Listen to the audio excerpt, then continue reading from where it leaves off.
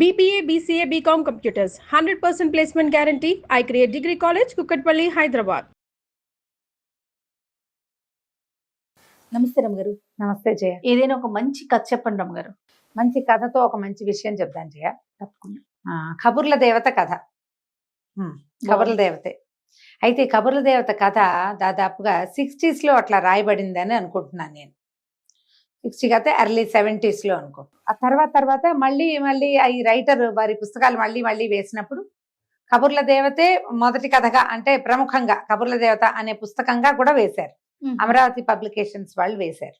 కబుర్ల దేవత ఎప్పుడో చదివాను నేను, నాళ్ల క్రితం, ఏనాడో గుర్తుంది నాకు. నన్ను కూడా చిన్నప్పుడు నేను కబుర్ల దేవత కనపడాలని కోరుకునేదాన్ని కూడా. అవునా? బాగుండేది కథ. ఓకే. చిన్న కథ అది. యాక్చువల్గా ఈ కొద్ది రోజుల క్రితం ఒక ఆర్టికల్ చదివాను నేను. ఈ కబుర్ల దేవత పుస్తకం రాసిన కవి గారికి, రచయితకి కేంద్ర సాహిత్య అకాడమీ బాలల సాహిత్యానికి అవార్డు వచ్చింది. అబ్బా, ఆ పుస్తకానికి. ఎంత గొప్ప విషయం కదండి. గంగిశెట్టి శివకుమార్ గారని, వారి కథలు మనం చాలా చెప్పుకున్నాం, చిట్టి కథలు. ఆ చిన్న కథని నేను కొంచెం పెద్ద కథ చేసేదాన్ని, కొన్ని కథలతో మనం కలిపి కూడా చెప్పుకున్నాం. ఎప్పుడు వారి పేరు చెప్పే సందర్భం రాలా. వీరికి సాహిత్య అకాడమీ అవార్డు రావటం వల్ల ఈ పుస్తకం పేరు ప్రముఖంగా చెప్పి ఈ కథ చెప్దాం అనుకున్నాను నేను. ఈ కబుర్ల దేవత కథల పుస్తకం మనకి అమరావతి పబ్లికేషన్స్ వాళ్ళు వేశారు. బుక్ ఫైర్ లో దొరుకుతుంది, ఆన్లైన్ లో దొరుకుతుంది. చిన్న కథలు, హాయిగా బ్రీఫ్గా తేలికపాటి భాషలో చక్కగా ఉంటాయి. చిన్న కథలు చాలా హాయిగా ఉంటాయి. అవకాశం ఉన్న వాళ్ళు, పుస్తకాలు చదివే అలవాటు ఉండి పిల్లలకి తెలుగు పుస్తకాలు గిఫ్ట్ చేయాలనుకుంటే కనుక మీరు ఆన్లైన్ ఈ బుక్ కొనుక్కోవచ్చు. అమరావతి పబ్లికేషన్స్ వేశారు. అయితే నేను వారితో కూడా మాట్లాడాను. ఆ ఫోన్ నెంబర్ దొరకంగానే ఒక ఉత్సాహం వస్తుంది అనమాట. రచయితలతో మాట్లాడే అవకాశం బాగుంటుంది కదా. అయితే ఈ కథ భలే బాగుంటుంది జయ.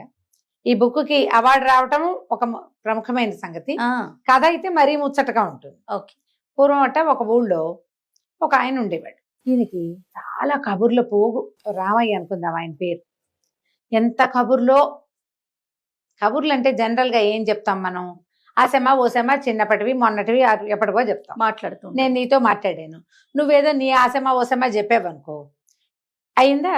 రేపు నేను ఇంకోళ్ళతో మాట్లాడాలంటే ఏం కబుర్లు వెళ్తాయి? పాత ఆసెమా ఓసెమాలతో పాటు లేటెస్ట్ ఆసెమా ఓసెమా ఇక్కడ వస్తాయి కదా.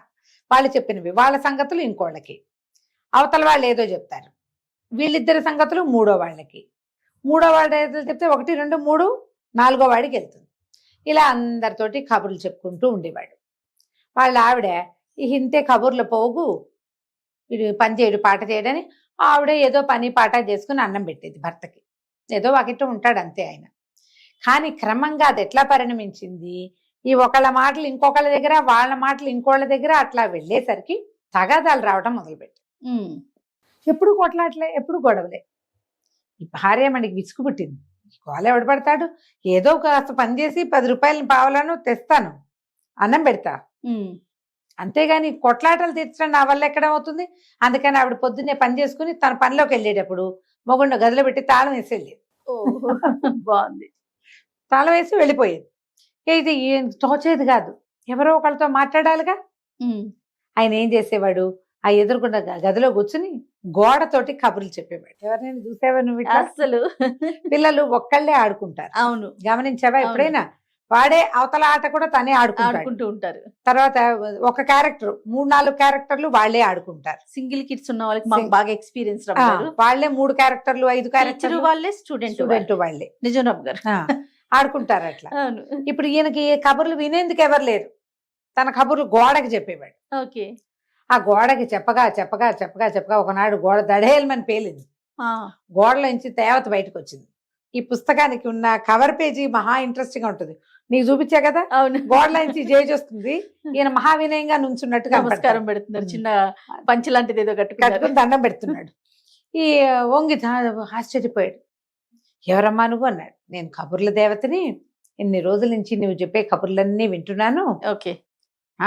ఎంతో బాగా కబుర్లు చెప్తున్నావు నువ్వు ఇంత బాగా చెప్తున్నావు కాబట్టి ఇగో నీకు బహుమతిగా ఇస్తున్నానని ఇంత డబ్బు సంచి ఇచ్చింది. చేసరికల్లా ఎంతో సంతోషం వచ్చి, ఏమిటి నేళ్ళ నుంచి వాళ్ళకి వీళ్ళకి కబుర్లు చెప్తా, ఎప్పుడు ఏమి రాలా, కబుర్ల దేవత చూడు ఎంత బాగా ఇచ్చిందో. సాయంత్రం భార్య ఇంటికి వచ్చేసరికి ఆవిడ ఆశ్చర్యపోయింది. బోళ్ళంత డబ్బు వచ్చింది. ఇక ఆవిడ పని చేయక్కర్లేదు పెద్దగా. సరే ఇల్లు వాకిలి చక్కగా మంచివి కొనుక్కున్నారు, పొలం పుట్రా కొనుక్కున్నారు, హాయిగా ఉన్నారు. వీళ్ళ పొరుగున ఇంకొక ఇష్టయ్య ఒక ఆయన ఉన్నాడు. ఆయనకి కళ్ళు కుట్టినాయి. ఏమిటి వీళ్ళకి ఇంత డబ్బు ఎట్టా వచ్చింది సడన్ గా? కొంతమంది చెప్పరు, కొంతమంది నిజం చెప్తారు. ఈయన ఉన్నాడు కదా రామయ్య గారు, ఏదైనా చెప్పేస్తాడు. ఆ కిష్టయ్య గారు వచ్చి రామయ్య గారి దగ్గర కూర్చుని, ఏమిటి రామయ్య నీకు ఇంత డబ్బులు ఎట్టా వచ్చినాయి ఏమిటి అని అడిగితే, ఏముంది నేను కబుర్లు చెప్తాను కాదు, మా ఆవిడ గదిలో పెట్టి తాళం వేసి వెళ్ళేది, రోజు గోడతో మాట్లాడా, కొన్నాళ్ళకి ఆ గోడలోంచి అమ్మవారు బయటకు వచ్చి కబుర్ల దేవత డబ్బులు ఇచ్చింది అన్నాడు. ఈ కిష్టయ్య కనిపించింది, అయ్యో రామా నేను ఇంతంత పని చేసుకుంటున్నానే, ఈ పొలం వెళ్ళి ఈ పనులు ఏమిటి, ఈ గోల ఏమిటి, వీడికి మళ్ళీ రోజు ఊసిపోక 4 కబుర్లు చెప్తే దేవత ఏ దేవత వచ్చి డబ్బు ఇవ్వకపోయినా వాడికి ఇచ్చిందిగా, మనకు కూడా ఇస్తుంది. సరే ఈయన ఏం చేశాడు, కూర్చుని తను కూడా తలపేసుకుని గోడతో కబుర్లు చెప్పడం మొదలెట్టాడు. రామయ్య గారు చిన్నప్పటి నుంచి కబుర్లు చెప్పే అలవాటు ఉన్న మనిషి. పైగా ఏదైనా విషయం వింటే ఇంకొకళ్ళకి చెప్పేటప్పుడు రంజుగా వర్ణించి చక్కగా చెప్పగలడు. మాటల పోగు, కథ బాగా చెప్పగలడు.